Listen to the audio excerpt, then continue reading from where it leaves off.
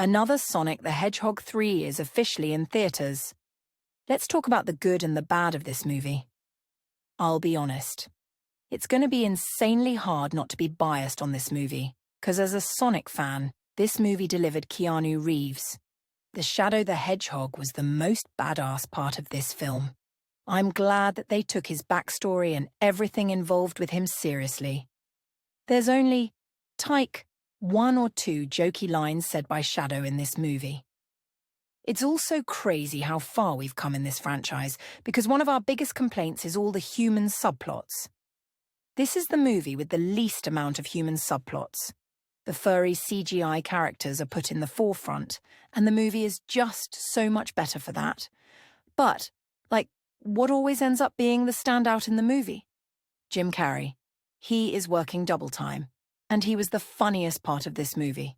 I've actually already seen the movie twice now, and the jokes that still had me dying was every other line coming out of Jim Carrey and the interaction he was having with himself.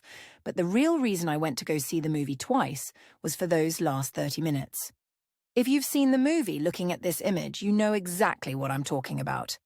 The final battle and action sequences are something straight out of a Dragon Ball Z movie. And as someone who grew up on the games, seeing that on the big screen was so satisfying. But like I said, there is some bad, and I'm going to be honest about it.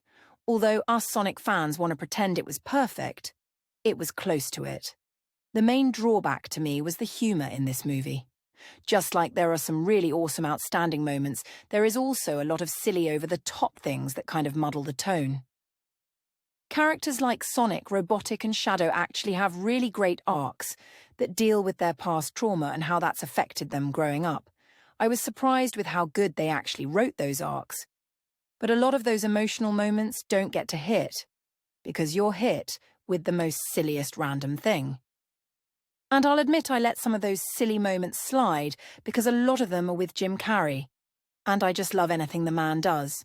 But since we already got confirmed Sonic 4, if they don't start balancing out better the action and humour, I could see the humour becoming an issue in a lot of the ways.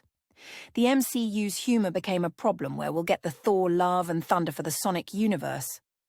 A movie that would have been really cool if they took the source material a little bit more seriously instead of focusing on jokes every 5 seconds.